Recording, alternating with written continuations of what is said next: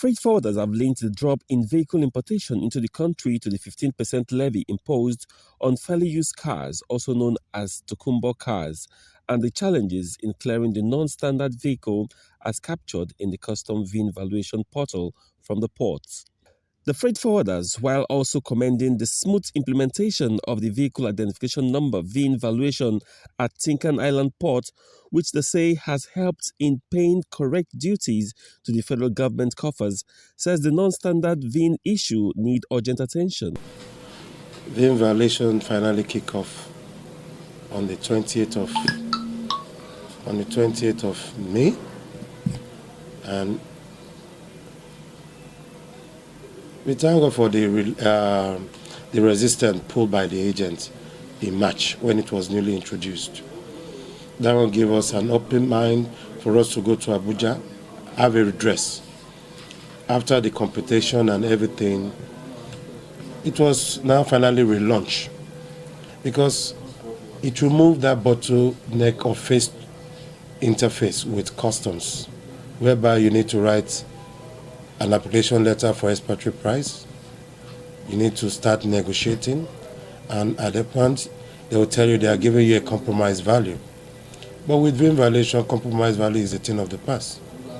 Even on the road, agents, stakeholders, importers, those that are buying the vehicles after being cleared are all enjoying it. Vehicle that is standard, VIN 17 digit that is standard. You have a slimless operation. Nobody can hold you to ransom when you have those. They don't even ask you for anything. It's slimless. Once you're content, you don't have any loads, you just VIN violation, you pay, nobody molest you. But when we really have it, here you have VIN violation, you don't go to anybody, you just access and it goes. But now VIN violation, non-standard is not on the system. So every non-standard, they say negotiation, bargaining. They will write this, they know that this is what they are supposed to give you. They'll go for a higher value, you start negotiating. So once we have all chassis number on the system, that issue of from the comfort of your home, at any point of your office, you can just access, you pay your duty, the system can even trigger to release. So that one will reduce this corruption because where you are negotiating, so customer officers are even saying they will give you lesser than VIN violation now. That's why you see most people, when you have even vehicle that is standard, they want to collect value that is less because they know it's customer that give them that value. Those are, we don't manufacture the form of that non-standard manual violation by ourselves. It's officer that sign it. So you find out that a standard VIN will give $2,000 for you to go and capture. Because they want to collect token, they can give you as low as even 700. Now we are looking at that we are still pushing is for the non-standard, which is still passing through the second phase. At first, when VIN violation was introduced, we had standard and non-standard VIN. We all know that standard VIN are vehicles from America. Not only say your vehicles are made, it must be made in America or Canada. There are some vehicles like foreigner made, you can buy it in America, but they are made in Japan. And where does Japan fall into in the continent? Asia.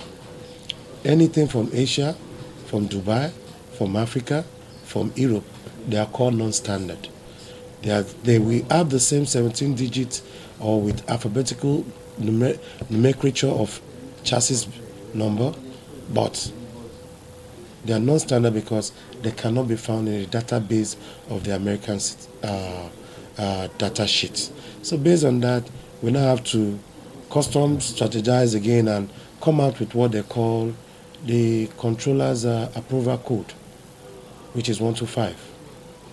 Code 125 had to be that you are proving you're being given an approval by the controller, which pen the signature for the valuation unit to give you value for that non-standard thing.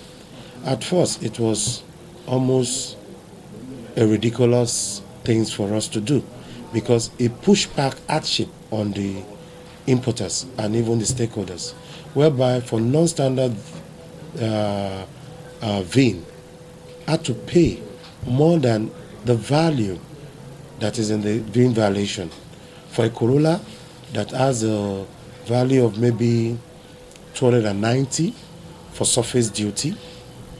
If it's a Corolla that is coming from Europe, it will have a value of 450,000, which means at that point we did not meet up, or we didn't even let us say the issue of the VIN valuation was not settled, which means we're still getting a higher value for the non-standard VIN.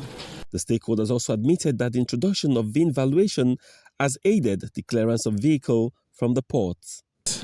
VIN valuation has been one of the best tools that has helped in revenue drive, both for the customs and for the stakeholders. Brownson Owana for Nigeria Maritime TV.